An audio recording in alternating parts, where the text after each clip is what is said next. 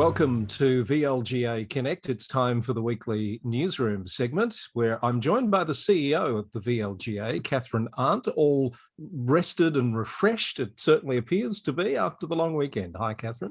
Hi, Chris. And how about you? Did you have a nice long weekend? I did, thank you. It was very relaxing, very quiet, I'm very pleased to say. Inside with the fire going most of the time, cleared a couple of items off the Netflix watch list, did a few other things around the house. It was very enjoyable. I was about to ask you what you watched, but perhaps we'll do that offline and we won't, distract our viewers from the important news of the day. Separate segment, perhaps. We'll do our Netflix watch list episode. Well, the big news of the day is, of course, the Queen's Birthday honours, and we're very pleased to see some local government people being recognised, Kathryn. Yes, congratulations to Coral Ross, who's been recognised for her work in the gender equality space.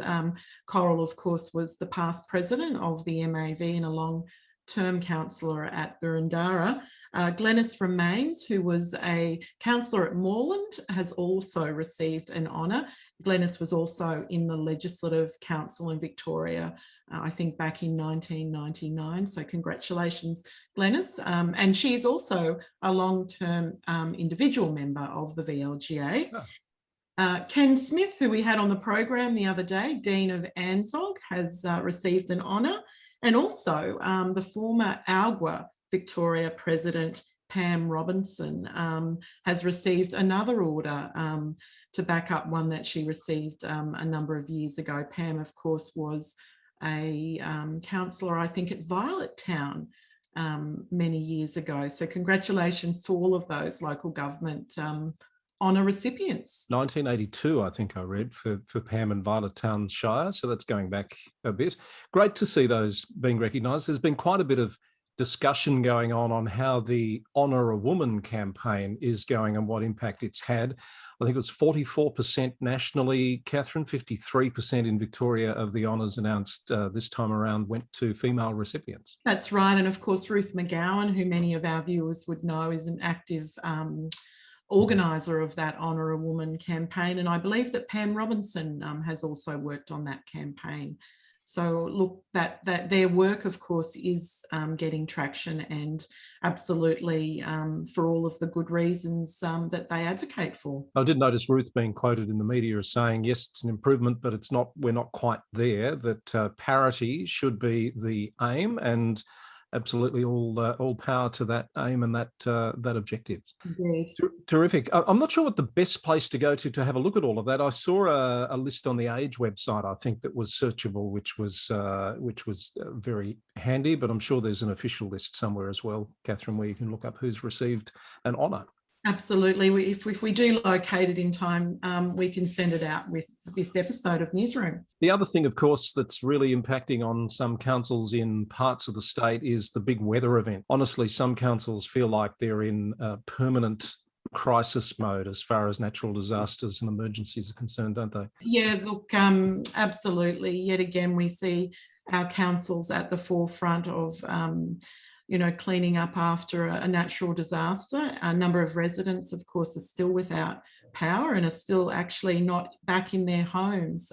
So that work is continuing. I believe Yarra Ranges Shire is particularly busy with those cleanup efforts, and where our thoughts go out to all of the the residents who've been impacted. I was reading, this sort of ties back to the first item we were talking about, the General Manager of Bega Valley Shire in New South Wales, Kathryn Leanne Barnes, was recognised in the Queen's Birthday honours. I was reading about her service. She's been at that council for 19 years, and since 2015, she's been the General Manager for a while. Since 2015, they've dealt with 15 natural disasters. That's extraordinary, isn't it? 15 since 2015. In 6 years, yes. Wow. And then, of course, and a global pandemic to boot. I'm sure that's one of the 15. One of the 15, actually. Yes. Yeah. Mm. So, some councils really get more than their fair share of crises to deal with, don't they? Look, they do, and it still concerns me and certainly the VLGA that often, a number of stakeholders, including residents themselves and voters, not necessarily in those areas that such as VLGA, but who don't actually see all of the work that councils do have responsibility for and the services that they deliver. And this is just another example of, I think, one of the 140 odd services that councils deliver, essential services to the community. Indeed. The other big news story that we talked a bit about on the governance update with Steve on the weekend was the Supreme Court decision in relation to former Warrnambool CEO Peter Schneider, now reinstated CEO, according to the Supreme Court outcome. It's a bit early to say what the implications may or may not be for the sector, because I know people are still reading over that decision. Were you surprised by the outcome, Kathryn? Well, look, again, I'm not a lawyer, and I would really need to understand some of the intricacies from the legal argument perspective to form a view on that. But it is a significant decision, I think, for the local government sector, and creates potentially some precedent there that the sector should note and be aware of. We, of course, hope to be able to go into more of that analysis from a legal perspective on another episode of governance. But look, I think I'll be really interested to get that summarised for me, and also the implications for the sector. Phones are certainly running hot on that topic. I'm sure there's a lot of people wanting to understand, if at all, that is going to have some more far-reaching effect. So stay tuned for that one. 1st of July is coming around quick. The new EPA legislation is coming into effect. There's a number of implications or impacts on local government arising from that new legislation, but there's some pretty good initiatives we're starting to hear about as well. Yeah, look, that's right. And I believe they're launching a regional air quality program. And of course, that's something that has been raised before in terms of the work of the EPA and perhaps their inability to address some of the air quality issues in particularly the western suburbs. So I think for those councils out in the western regions, they'll be welcoming some of this new legislation. It would be good to have, I think there's a new CEO now at the EPA. Yes, I was about to say that. Lee Mize is his name. That's right. To have him on the program to talk about the implications of that legislation for the local government sector. I will look forward to meeting Lee and hopefully chatting to him, assuming he accepts the invitation. And we'll include a link in the show notes to a media story about that new air quality network. I know some parts of the state have felt for a long time that more could be done to monitor and respond to things that are having impact on air quality, so stay tuned. The Premier's coming back to work, Kathryn. Yes, so we've heard recently on the 28th of June, I believe, is the date that he anticipates his return. And I imagine there'll be, a lot of work for him to do. And, we wish him all the very best for his return. Absolutely, we do.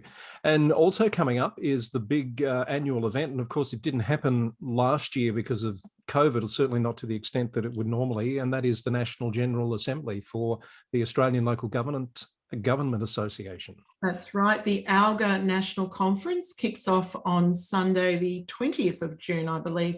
I think they're holding a hybrid conference this year. So what we might do is just include the link to the conference with this program. Mm-hmm. And I should also mention that there is a national summit, Respect at Work Summit, being held on the 21st of June. It was originally scheduled to be in Canberra, I think, to sort of be alongside this national VLGA conference, but the Respect at Work National Summit will now be a virtual conference, so we can include the link to that also. So in terms of VLGA upcoming events and VLGA Connect topics, we've got quite a bit happening with Leading the Agenda only a few weeks away on the 9th of July now, Kathryn. I believe the registrations are going very well for that. Oh, look, they've just going great guns, Chris. As soon as we advertised that event, the registrations have come in thick and fast. Of course,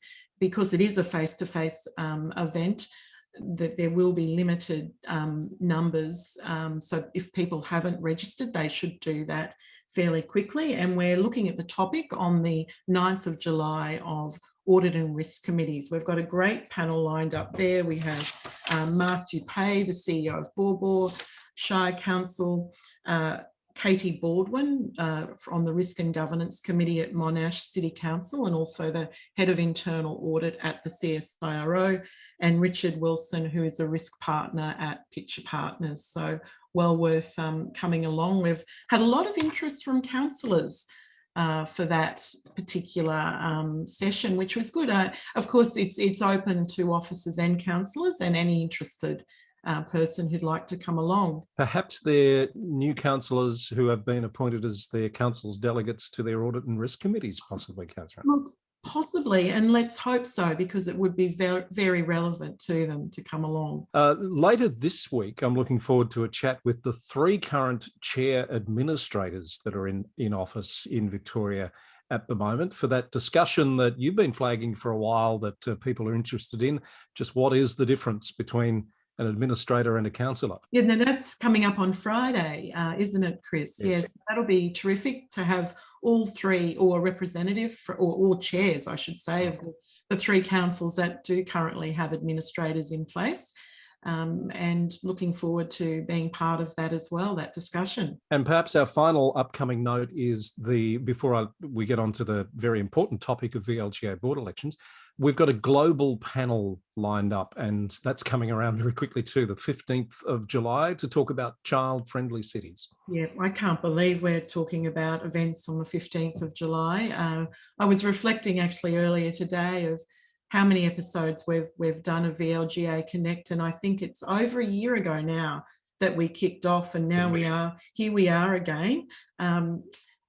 Fortunately, I'd say, because this is a terrific program and platform to get out there to the sector really quickly.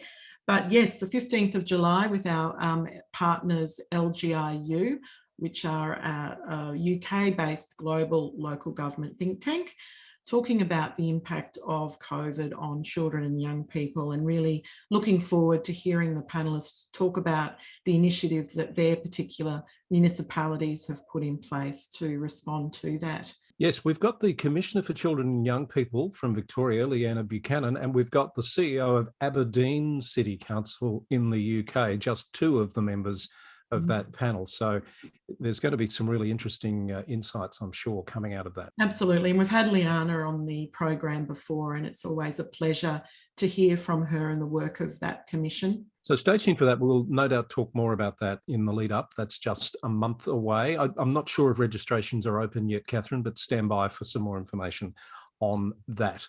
But in the meantime, it's VLGA board election time. That must be about to close. It is, Chris. So VLGA board election, the voting closes at 5 p.m. tomorrow, which is Wednesday, the 16th of June. If councillors haven't received or haven't picked up their email with the voting instructions, please check your junk and other email boxes, because it may well have gone in there. As we know, council email servers often direct third-party email traffic to those other boxes, so please check that. All councillors at a VLGA member council are entitled to vote. If you've got any questions, please contact the VLGA. Indeed, and we'll look forward to hearing the outcome of that. Now, one last note, Kathryn, question without notice. I understand that Louis is going into plumbing. Yes, he has. He's just chosen a different way of torturing his toys. He's moved on from disemboweling those toys to drowning them after I found a Beanie Boo in the toilet over the weekend. Anyway, the joys of having a 9-month-old Labrador puppy. Indeed, and who knows what he's been up to in the time it's taken us to record this program, so I feel like we should let you go. Indeed, I will just don my HasCam gear and go and check it out. Thanks, Kathryn. Always good to catch up. Have a great week, and we'll see you again soon. See you then, Chris. Kathryn Arndt, the CEO of the VLGA, with us for our regular newsroom segment here on VLGA Connect.